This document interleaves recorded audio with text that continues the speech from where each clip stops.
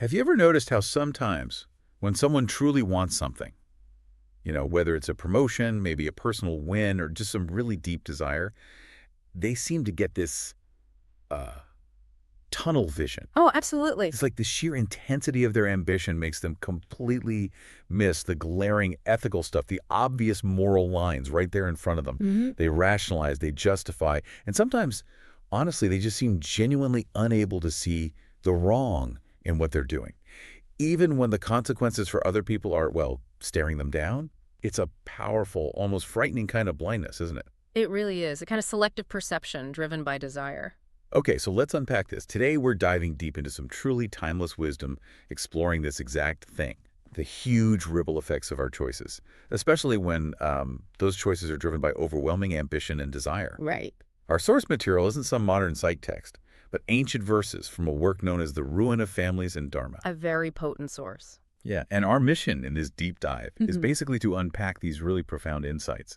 We want to reveal how individual actions, especially things rooted in greed and betrayal, can kind of cascade downwards, leading to the destruction of not just families, but also like the core ethical principles holding society together. We're looking for those surprising bits of understanding that make you rethink things. Yeah.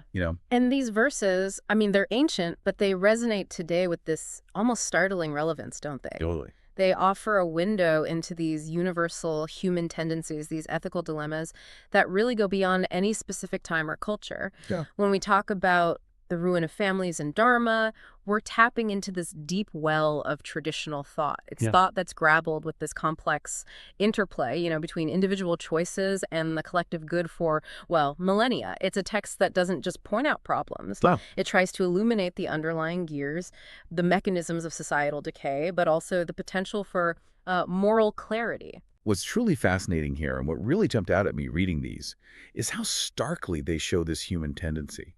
We start this deep dive focusing on those people who seem just utterly incapable of seeing the clear wrong in their actions. Yeah, that blindness. Let's look at the first verse, verse 38, because it really lays out this moral blindness. No mincing words. Okay. The Sanskrit is, Yadyapi ete na pashanti loho pahata sitasa, kulakaya kata do mitra droy kapataka.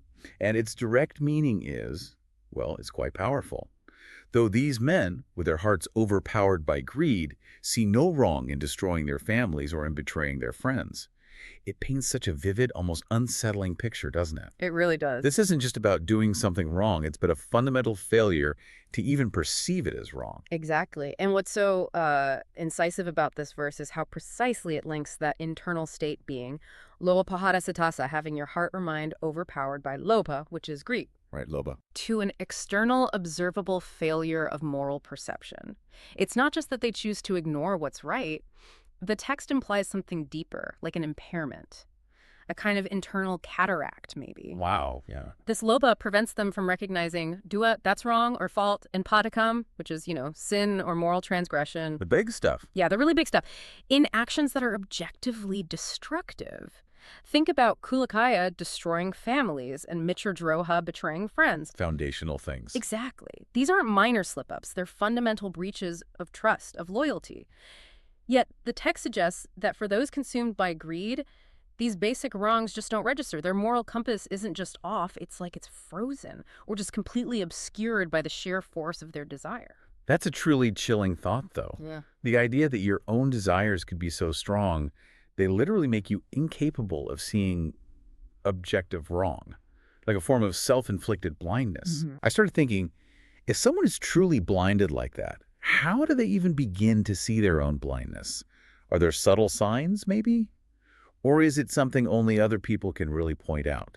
That's a really profound question. Because we see this play out, don't we? Corporate scandals, politics, where ambition seems to just steamroll basic ethics.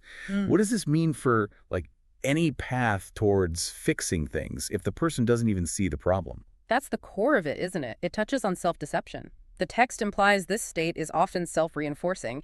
If your setasa, your very ability to judge, is overpowered, well, looking inward becomes incredibly difficult. Right. Often, the realization, if it ever comes, needs a severe external shock.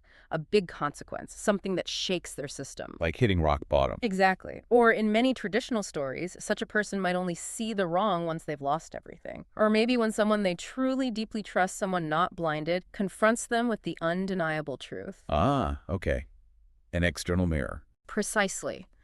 Without that external mirror or some kind of catastrophic internal collapse, breaking through that lobe-induced blindness is, well, extraordinarily challenging. It's a reminder that sometimes the most dangerous lies are the ones we tell ourselves. Yeah. And that these lies are fueled by our unexamined desires. That's a sobering thought, definitely, this profound moral blindness. But the text doesn't just leave us there, right, feeling hopeless about these other people. No, it shifts focus. It immediately turns the mirror back on us. It asks this crucial question. If some are undeniably blinded by greed, then, well, who does see?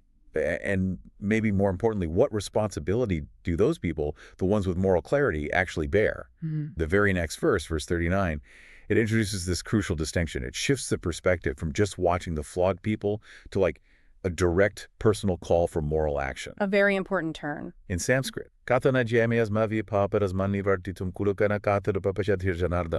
what it means is, why should we not, O Janardana, who can clearly see the sin of destroying families, learn to refrain from this crime?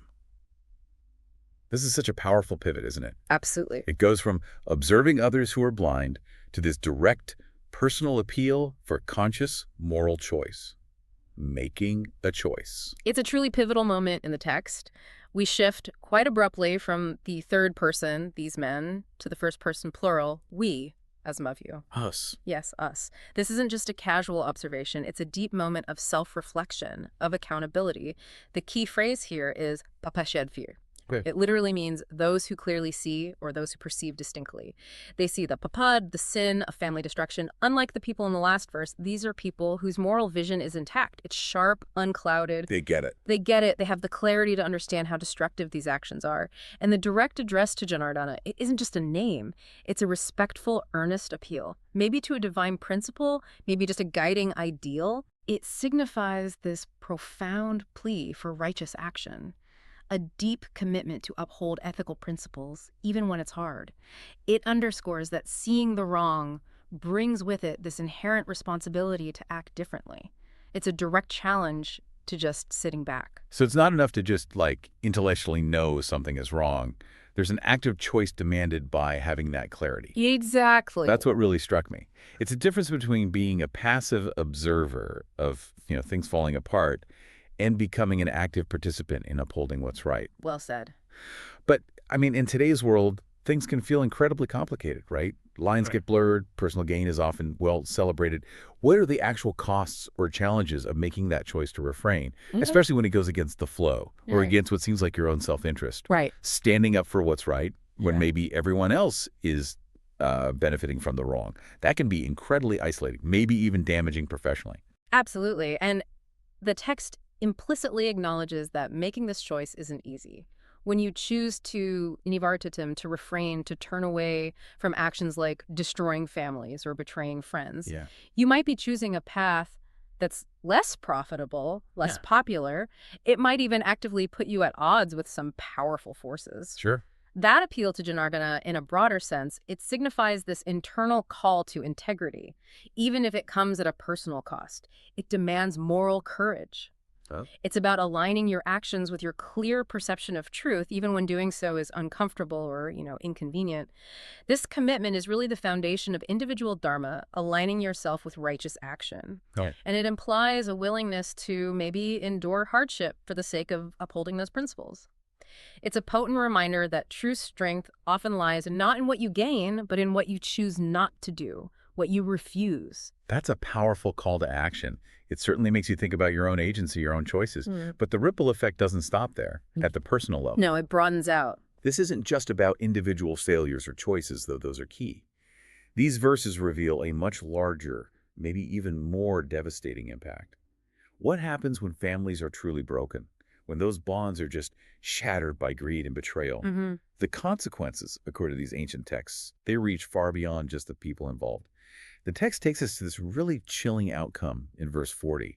It shows how the destruction of the family unit can actually unravel the very fabric of society itself. Yes, the systemic level. The Sanskrit is Kula kaya prashanti kula dharma sanatano, dharme nata kula dharmo adharmo pibhavati uta. A critical verse. And its meaning really drives home the ultimate fallout. With the destruction of the family, the eternal family traditions perish, and when dharma is lost, the entire clan is overwhelmed by adharma, unrighteousness. This really zooms out, doesn't it? It connects individual moral failure directly to societal collapse. Indeed it does. This verse articulates a truly profound, interconnected consequence. If we connect this to the bigger picture, the kulakai, the destruction of the family, it isn't presented as just a personal tragedy. Right. It's depicted as the fundamental unraveling of the social fabric itself. The verse says, this leads to the perishing of kula dharma sanatana, the eternal family traditions. Now, dharma here, it's way more than just religious ritual or personal ethics. Okay, so what is it then? It encompasses righteous conduct, duties, reciprocal responsibilities, the moral order that sustains not just families, but society as a whole. Think of it like the foundational operating system for a harmonious community. Ah, I like that, an operating system. Yeah. The unwritten code of conduct that fosters respect, cooperation, mutual support. When this dharma is lost, when those essential traditions and values erode, the text explicitly states that the entire kula, tatsnam, the whole clan, community, maybe even society, is abhahavati. It means overwhelmed. Overwhelmed By adharma.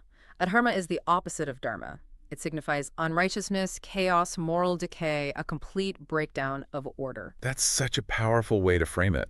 The societal operating system. It suggests that when the family unit, which, often passes down those kula dharma values, like honesty, respecting elders, caring for the vulnerable, when that starts to decay, it's not just a private issue. Not at all. It creates a vacuum. It makes me wonder, what are the early warning signs? Like that a community's kula dharma is starting to fray even before adharma totally takes over. Are there subtle shifts maybe in how we treat each other that these ancient texts might hint at? That's an excellent question because the erosion of dharma is rarely, a sudden collapse. It's usually gradual. Right, it creeps in. Exactly. The texts often imply the early warning signs are found in the subtle but pervasive shift in priorities.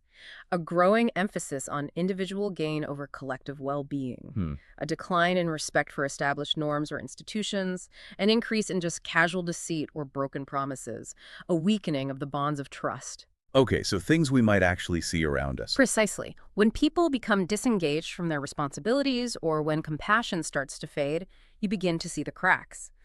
Those eternal family traditions aren't just quaint customs. They're often practical ways of teaching and reinforcing dharma from one generation to the next. Like family dinners or stories. Exactly. Shared storytelling, community rituals, simple things. When those mechanisms disappear or they become hollow, meaningless, it's a clear sign the moral infrastructure is weakening. It makes society more susceptible, more vulnerable to being overwhelmed by adharma. So, okay, what does this all mean for us today? Taking this all in. These ancient words from the ruin of families and dharma, they offer more than just, like, a history lesson. Much more. They give us this profound framework for understanding the world around us, maybe even ourselves.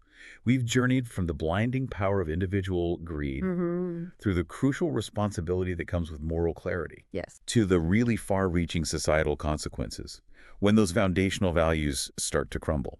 It's a powerful reminder, isn't it, that our individual choices aren't made in a vacuum. They echo. It absolutely do. Through the family, the community, and ultimately the whole societal fabric. Greed has a huge cost. Moral clarity isn't just a gift, but a real responsibility. And the health of our families, our communities, it depends on upholding these essential values. Exactly right. These aren't just abstract philosophical ideas tucked away in some old text. They are potent principles.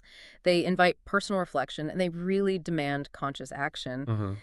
The lessons from this deep dive, they underscore that our individual choices have a collective impact, and that the foundation of a truly just, thriving society rests significantly on the moral integrity of its members and the strength of its shared ethical traditions. It challenges us to look both inward and outward, to understand the forces at play in our own lives and, in the wider world. And as you reflect on this deep dive, maybe consider this. If the absence of greed and the presence of moral clarity are seen as these safeguards against the rise of unrighteousness, of adharma. Mm-hmm. What small, deliberate choice can you make today, right now, to strengthen the Dharma, the positive operating system, in your own sphere of influence, however big or small that might be? A powerful question. Maybe it's just a moment of honesty when it's easier not to be, an act of kindness within your family, maybe a commitment to integrity at work. How do these ancient insights inspire you to uphold those invisible threads that really truly bind us all together?